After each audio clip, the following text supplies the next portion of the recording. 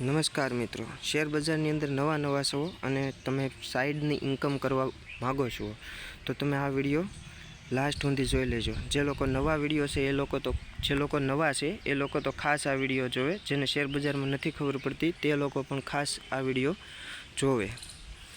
તો મિત્રો, આપણે કોઈ પણ શેર જોવો હોય છે તો શેર આપણે ખાલી અહીંયા લખવાનું રહેતું હોય છે કે NSE. દાખલા તરીકે મારે TCSનો શેર જોવો છે તો TCS, અથવા તો ઇન્ફોસિસ છે, માઇક્રોસોફ્ટ છે. તમારે જે કોઈ પણ શેર જોવો હોય તે તમે જોઈ શકો છો.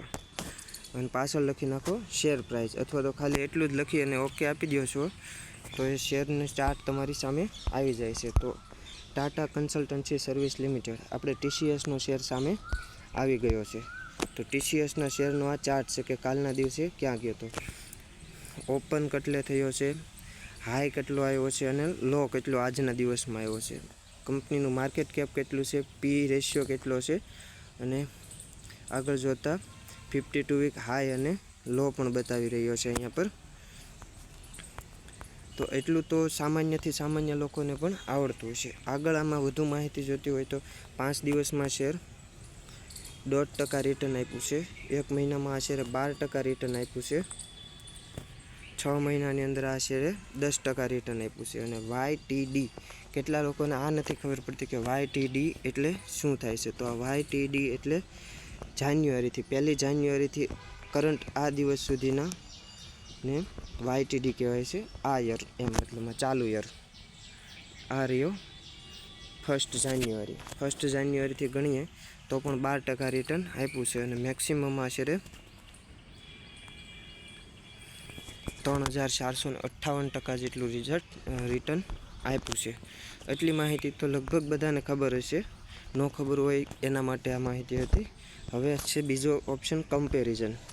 તો શેરમાં કમ્પેરિઝન કઈ રીતે થાય. તમારે TCSનું કમ્પેરિઝન ડાયરેક્ટ નિફ્ટી 50 હારે કરવું હોય તો અહીંથી જ થઈ જાય છે. આપણે કરીને જ જોઈએ. આ રહી નિફ્ટી 50 લખેલું, આ રહ્યું, બરાબર છે. હવે નિફ્ટી 50ની અંદર ક્લિક કરી દેશો તમે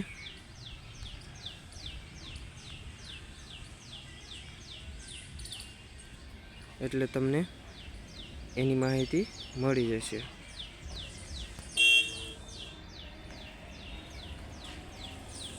આ નિફ્ટી 50ની અંદર ક્લિક કર્યા પછી જોઈ શકો છો તમે કે નિફ્ટી 50નો ચાર્ટ છે તે રેડ કલરનો હશે અને TCSનો ચાર્ટ છે તે બ્લુ કલરનો હશે.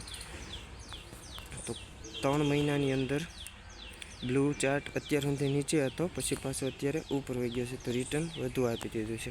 6 મહિનાની અંદર નિફ્ટી 50 કરતાં આ શેર નીચે રહ્યો છે.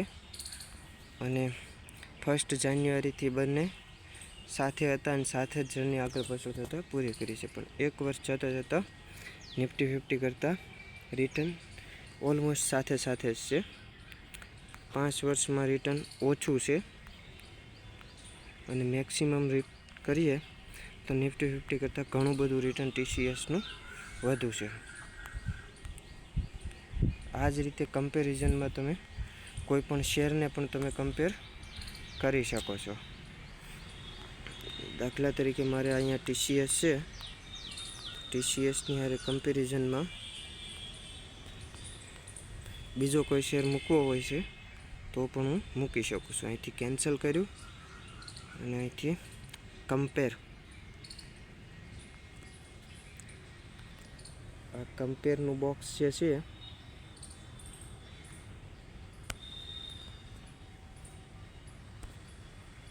ત્યાંથી હું કમ્પેરિઝન કરી શકું છું. અહીંયા ક્લિક કર્યા પછી હું કમ્પેર કરી શકું છું. આપણે જોઈએ, હું લખું TCSની સાથે સાથે હું લખું છું ઇન્ફોસિસ. તો ઇન્ફોસિસે કેટલું રિટર્ન આપ્યું છે અને TCSે કેટલું રિટર્ન આપ્યું છે. તો રેડ કલરમાં ઇન્ફોસિસ છે અને બ્લુ કલરમાં TCS છે મિત્રો. તો હવે જોઈએ છીએ આપણે કે રેડ કલરમાં ઇન્ફોસિસ કરતાં TCSે 6 મહિનામાં વધુ રિટર્ન આપ્યું છે. 1 જાન્યુઆરીથી પણ રિટર્ન ઓછું આપ્યું છે. 1 વર્ષ થતાં ઇન્ફોસિસ આગળ નીકળી ગયો છે અને 5 વર્ષમાં પણ ઇન્ફોસિસે જ રિટર્ન અને મેક્સિમમમાં TCSએ રિટર્ન વધુ આપ્યું છે. તો આ રીતે તમે કમ્પેરિઝન પણ કરી શકો છો. તમે અહીંથી ફાઇનાન્શિયલ અને કંપની વિશે પણ માહિતી લઈ શકો છો. આ TCS કંપની વિશે આપણે માહિતી લઈએ છીએ તો એના CEO કોણ છે, કંપની ફાઉન્ડ ક્યારે થઈ હતી, કંપનીના ફાઉન્ડર જ્યારે કંપની બનાવી ત્યારે કોણ હતા, JRD ટાટા હતા, હેડક્વાર્ટર કંપનીનું ક્યાં છે, એમ્પ્લોય કેટલા છે, રેવન્યુ કેટલું છે કંપનીનું, આ બધું તમે જોઈ શકો છો. કંપનીનું net income, net profit margin, net cash, cash on hand, આ બધું તમે જોઈ શકો છો. કંપનીનું ફાઇનાન્શિયલ રીતે પણ. હવે કંપનીના કોઈ પણ તમારે ન્યૂઝ જોવા હોય તો એ પણ તમે જોઈ શકો છો. તમે TCS સર્ચ કરી અને અંદર આવ્યા પછી તમે ન્યૂઝમાં જશો તો તમને TCS વિશે બધા ન્યૂઝ આવશે. આ માઇન્ટ નામની માઇન્ટે કરેલું છે, મિન્ટ નામના અખબારે કરેલું છે TCS વિશે પોસ્ટ. હિન્દુસ્તાન બિઝનેસે કરેલું છે, હિન્દુસ્તાન સ્ટાન્ડર્ડે કરેલું છે, બિઝનેસ ઇનસાઇડરે કરેલું છે. આ બધી મોટી મોટી વેબસાઇટો છે. આ લોકોએ TCSને કવર કરેલું છે. એના વિશે TCS વિશે કોઈને કોઈ ન્યૂઝ આવી રહી છે. હવે આની બેલેન્સ શીટ જો તમારે જોવી હોય, કોઈ પણ કંપનીની તમારે બેલેન્સ શીટ જોવી હોય તો તમારે ગૂગલ ઉપર આવી જાઓ અને લખી નાખો કે TCS સ્ક્રીનર. મને સ્ક્રીનર ગમે છે એટલે હું તમને સ્ક્રીનર બતાવી રહ્યો છું. બાકી તમે મની કંટ્રોલ ઉપર જઈને પણ જોઈ શકો છો. કોઈ મને સ્ક્રીનરવાળા પૈસા નથી આપતા, પણ મને ગમે છે એટલે હું બતાવી રહ્યો છું. તો આ ટાટા કંપની છે, ટાટા કન્સલ્ટન્સી TCSમાં પહેલાં તે અબાઉટ આવે છે. અબાઉટના સેક્શનની અંદર કંપની શું કામ કરે છે, શું કામ કરી રહી છે, આ બધી માહિતી મળે છે. પછી આવે છે કંપનીના વિશે માહિતી. કંપનીની માર્કેટ કેપ કેવડી છે, 15,51,201 કરોડની છે. કરંટ પ્રાઇસ 4,267 છે. હાઈ લો બુક વેલ્યુ કંપનીનું શું છે, ROE ફેસ વેલ્યુ કંપનીની શું છે, આ બધી માહિતી તમને મળી જશે. પછી ચાર્ટ આવે છે. ચાર્ટમાં તો કોઈ એટલું બધું ખાસ મને નથી લાગતું, પણ એક આ વસ્તુ બેસ્ટ આવે છે, પ્રોસ અને કાઉન્ટ્સ. પ્રોઝની અંદર કંપનીના શું ફાયદા છે, કંપની શું સારું કરી રહી છે એ છે, અને કંપની માટે શું નુકસાનકારક છે શેર માટે, એની માહિતી કાઉન્ટ્સમાં આપેલી આવે છે.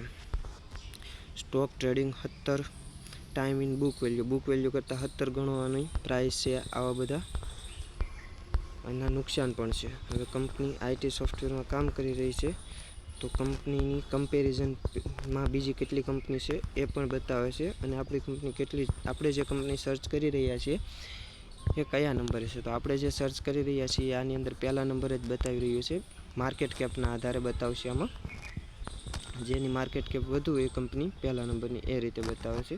તમે જોઈ શકો છો અહીંયા 15,51,200 કરોડની કંપની છે, જ્યારે ઇન્ફોસિસ બીજા નંબરની છે જે 7,51,000 કરોડની કંપની છે. તો ઓલમોસ્ટ ઇન્ફોસિસ કરતાં TCS ડબલ કંપની છે માર્કેટ કેપ માટે. આવી 7 કમ્પેરિઝનની કંપની બતાવેલી છે આની અંદર. પછી કંપનીના ક્વાર્ટરલી રિઝલ્ટ બતાવે છે. ક્વાર્ટર વાઇઝ કંપનીના રિઝલ્ટ આવે છે. સોરી મિત્રો, ક્વાર્ટરલી રિઝલ્ટમાં મિત્રો આપણે જોઈ શકીએ છીએ કે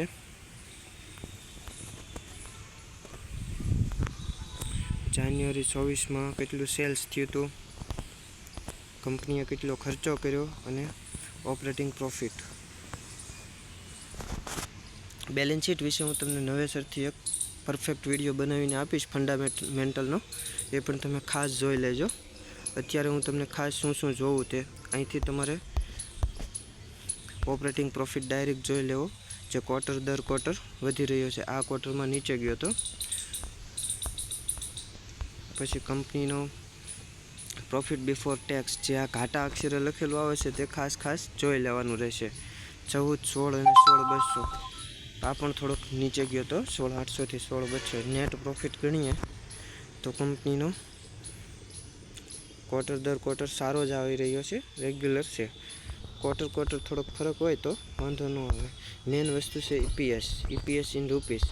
તો EPS કંપનીનો દર ક્વાર્ટર વધતો જાય છે. પહેલાં 29 તો 31, 30, 31, 30, 34, 33 એમ ધીમે ધીમે ક્વાર્ટર દર ક્વાર્ટર વધતો જાય છે.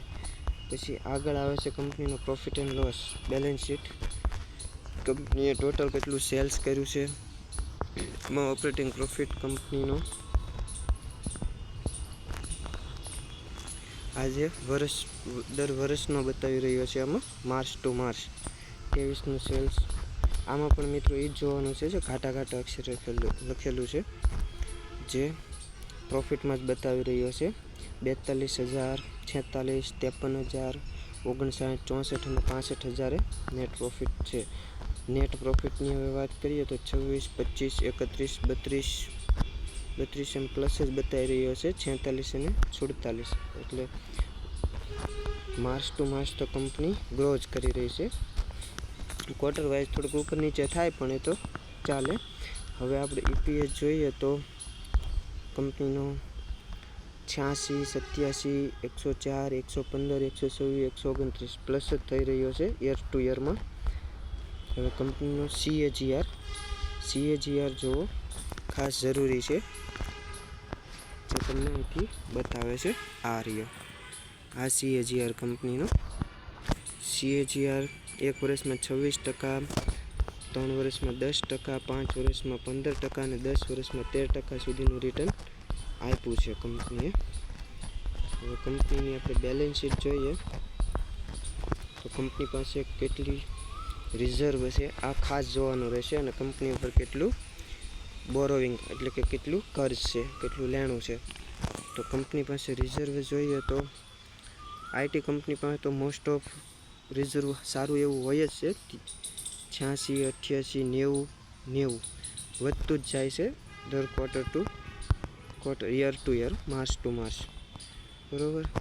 બોરોવિંગ જોઈએ તો કંપની પાસે પહેલાં તો 300, 282 એવું તો અત્યારે હાલમાં કંપનીમાંથી 8,000 કરોડનું બોરોવિંગ છે.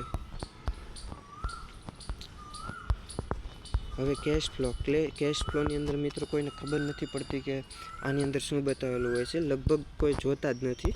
પણ કેશ ફ્લોની અંદર કેશ ફ્રોમ ઓપરેટિંગ એક્ટિવિટી જે પહેલું છે એ એવું બતાવી રહ્યું છે કે કંપનીનો મેન બિઝનેસ છે એમાંથી કેટલું કંપની નફો કરે છે, રિટર્ન મેળવે છે. અને કેશ ફ્રોમ ઇન્વેસ્ટિંગ એટલે કંપની જે ઇન્વેસ્ટ કરે છે, દાખલા તરીકે આ TCS કંપની છે અને કોઈ બીજી કંપનીમાં ઇન્વેસ્ટ કર્યું હોય, દાખલા તરીકે કોઈ નાના સ્ટાર્ટઅપ હોય એની અંદર એમણે ઇન્વેસ્ટ કર્યું હોય, એટલે કે સ્વિગીની અંદર છે, બીજા કોઈ પણ એવા છે પેટીએમ, ફોનપે એવાની અંદર જે ક્યાંય પણ ઇન્વેસ્ટ કર્યું હોય ત્યાંથી કંપનીને જે કાંઈ પણ આવતું હોય તે એક્ટિવિટી બતાવે છે કેશ ફ્રોમ ઇન્વેસ્ટિંગમાં. અને કેશ ફ્રોમ ફાઇનાન્શિયલ એક્ટિવિટી એટલે કંપનીએ કોઈને ઉધાર આપ્યા હોય કે એવા કોઈ ફાઇનાન્શિયલ પૈસાનો વહીવટ કર્યો હોય એની માહિતી હોય છે. તો મેન આપણે તો કેશ ફ્રોમ ઓપરેટિંગ એક્ટિવિટી એટલે કે કંપનીનો મેન બિઝનેસ છે એ જો નફામાં હોય તો પછી પાછળનું નફામાં હોય કે નુકસાનમાં કાંઈ પ્રોબ્લેમ રહેતો નથી, કારણ કે એક એને મેન બિઝનેસ એનો છે ત્યાંથી આવક આવે છે. તો કેશ ફ્રોમ ઓપરેટિંગ એક્ટિવિટીની અંદર આપણે જોઈએ તો દર વર્ષનું અહીંયા બતાવી રહ્યું છે. તો દર વર્ષે કંપની નફો જ કરે છે. 2020ની અંદર 32,000 કરોડ, 2021માં 38, 2022માં 39,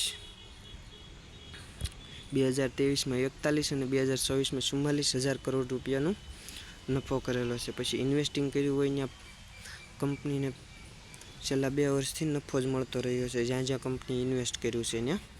અને કેશ ફ્રોમ ફાઇનાન્શિયલ એક્ટિવિટીમાં કંપની માઇનસમાં છે. ટોટલ ગણો તો કંપનીનો કેશ ફ્લો જે હાથની અંદર રૂપિયા છે એ કંપની સરપ્લસ જ રહે છે. હવે આગળ જોઈએ તો પ્રમોટર કંપનીના શેર હોલ્ડિંગ પેટર્ન શું છે. તો કંપનીમાં 72% પહેલાં હતું, અત્યારે હાલમાં 71.77% જેટલું પ્રમોટરની હિસ્સેદારી છે. એફઆઈઆઈની વાત કરીએ તો 12% છે, 12.35%. અને ડીઆઈની એક્ટિવિટીની વાત કરીએ તો 11% છે. આમાં ગવર્મેન્ટની હિસ્સેદારી પણ છે 0.06%, જ્યારે પબ્લિક માત્ર ને માત્ર 4.82% વધી છે. દર વર્ષે પબ્લિક ધીમે ધીમે ઘટતી જાય છે. તો આની અંદર આપણે ઇન્વેસ્ટ કરવું સારું પડે એવો તમે અંદાજો લગાવી શકો. જ્યાં પબ્લિક ઓછું હોય અને એફઆઈઆઈ, ડીઆઈઆઈ, ગવર્મેન્ટ અને પ્રમોટર પાસે હિસ્સેદારી વધુ હોય ત્યાં ફાયદો મળે. આ રીતે તમે બેલેન્સ શીટ જોઈ શકો છો. તો મિત્રો, આ વિડીયો હતો એકદમ બિગિનર લોકો માટે, કે જે લોકો સાવ એટલે સાવ નવા છે, જેને કંઈ પણ ખબર પડતી નથી અને શેર બજારની અંદર ચંપલાવે છે. તો એ લોકોને ઘણો બધો હેલ્પફુલ થશે એવું મને લાગી રહ્યું છે. તો તમને જો એવું લાગ્યું હોય અને તમને આ વિડીયો કામ આવ્યો હોય તો તમે આ વિડીયોને વધુમાં વધુ શેર કરો અને આપણે ચેનલને સબસ્ક્રાઈબ કરી દો. થેન્ક યુ મિત્રો. જય દ્વારિકાધીશ.